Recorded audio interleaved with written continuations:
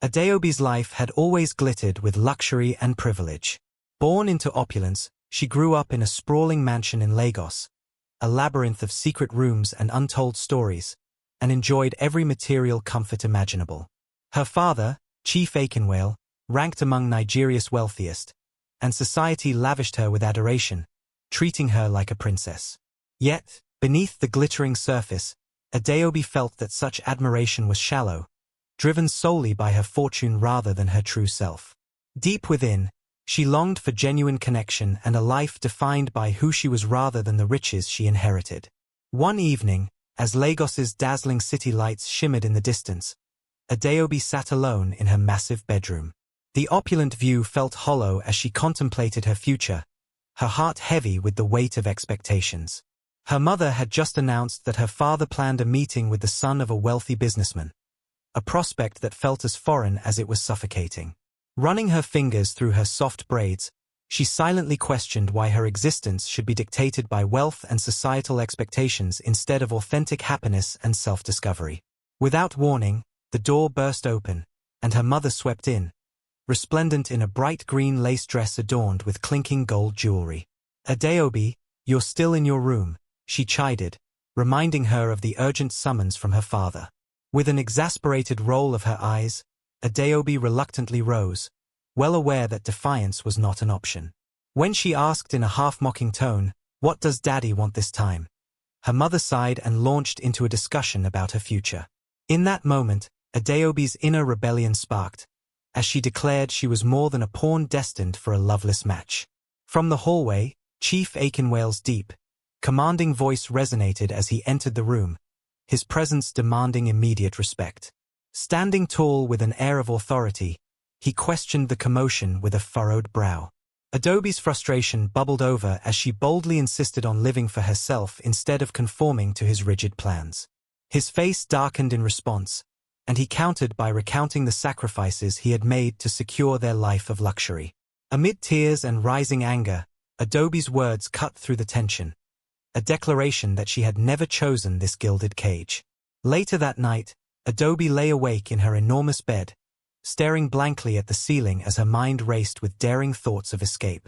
Overwhelmed by the suffocating expectations and the burden of unearned privilege, she resolved to carve out a life on her own terms.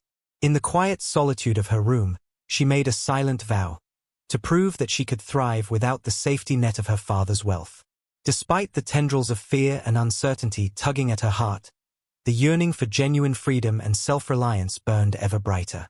At the break of dawn the next morning, Adeobi awoke with resolute determination.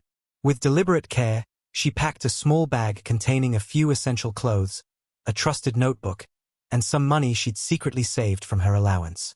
Leaving behind her designer outfits and expensive shoes felt symbolic. No longer did she need the trappings of her former life. Stepping out into the quiet early morning, she felt a mix of excitement and trepidation as she embarked on a journey to redefine herself, far away from the comfortable confines of her lavish past. Taking a cab into Soria, a bustling and vibrant part of Lagos far removed from her opulent neighborhood, Adeobi entered a world that buzzed with raw energy and authentic life. The streets teemed with vendors, laughter, and the enticing aroma of street food, a stark contrast to the sterile corridors of her mansion. She checked into a modest guest house, where a humble bed and a tiny bathroom marked the beginning of her new existence. Here, in the heartbeat of everyday life, she sensed the promise of self-reliance and genuine connection. In the following days, Adeobi plunged into the world of job hunting with the same fervor that had driven her to abandon luxury. She visited local shops, kiosks, and restaurants, boldly asking if they needed help. Often, she was met with skeptical glances and polite refusals, with potential employers remarking that she did not seem accustomed to hard work.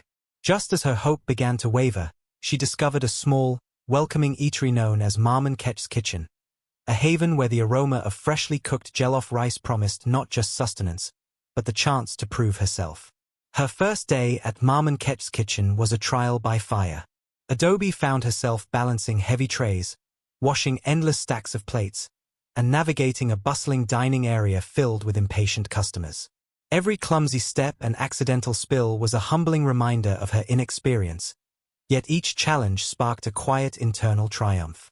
Despite aching muscles and fatigue that weighed her down, she couldn't help but smile at the raw authenticity of the work, every moment a far cry from the cushioned life she'd known.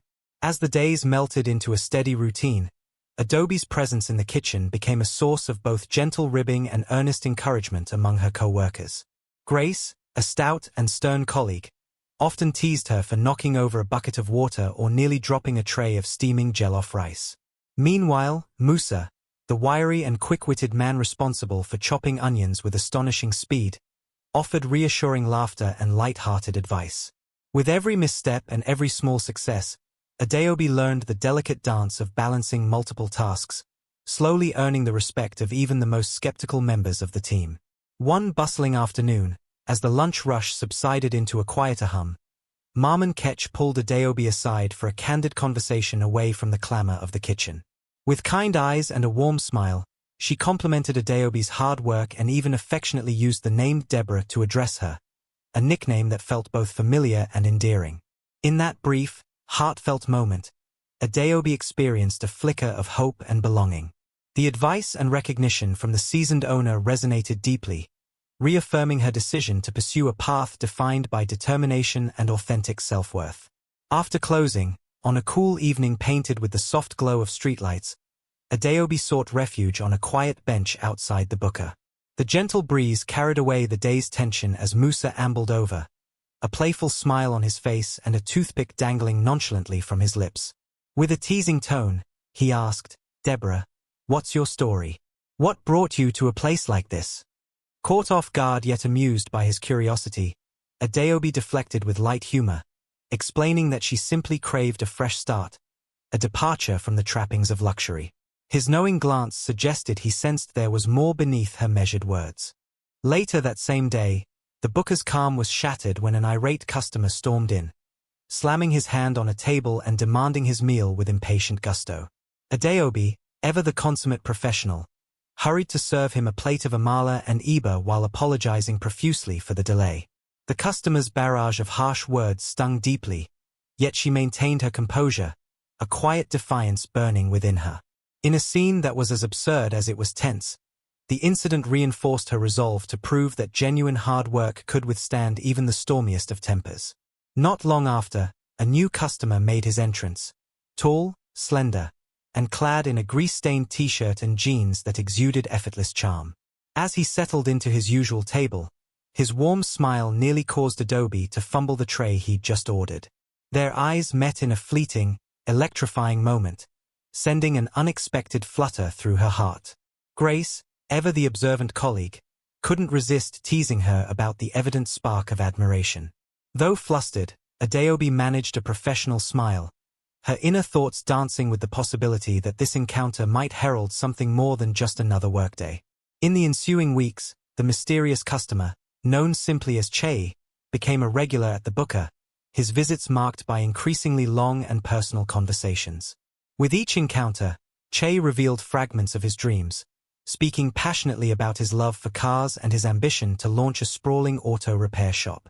Adobe, listening intently, felt her heart warm with each shared aspiration and whispered secret. What began as routine chit-chat slowly transformed into a meaningful connection, infusing her daily grind with a sense of purpose and the tantalizing promise of genuine companionship.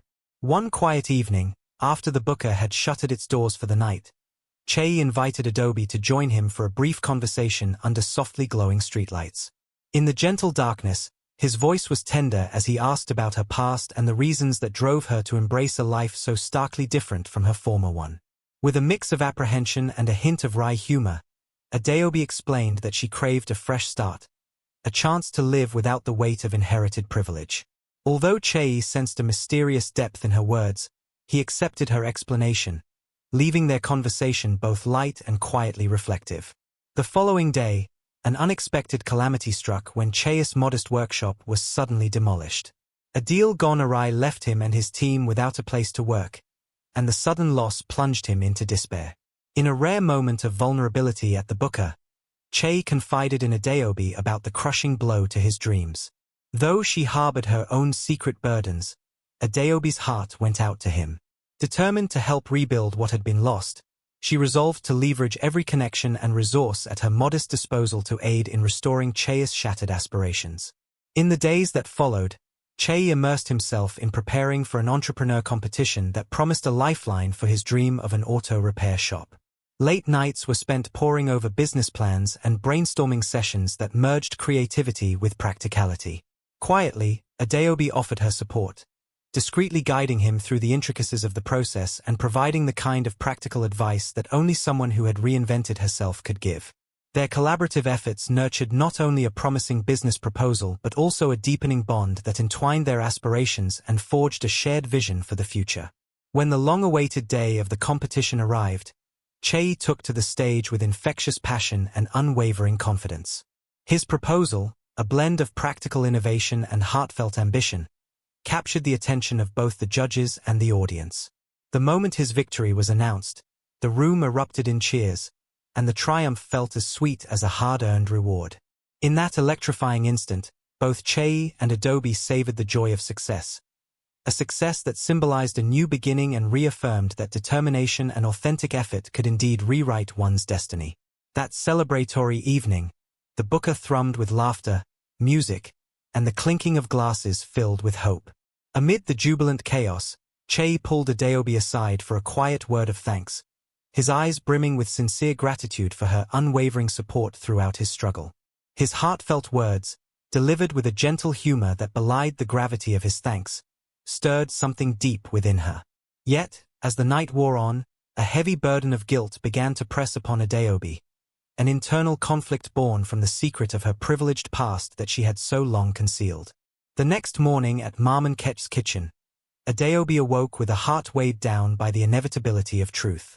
Later, as Che finished serving his order, he beckoned her to a quiet corner for a serious conversation. With trembling determination and a touch of wry humor in her tone, she confessed that her real name was Adobe Akinwale, the daughter of one of Nigeria's most powerful real estate magnates. The revelation left Che's face a portrait of shock and hurt, the quiet betrayal cutting deep as he struggled to reconcile the humble woman before him with the hidden legacy of wealth.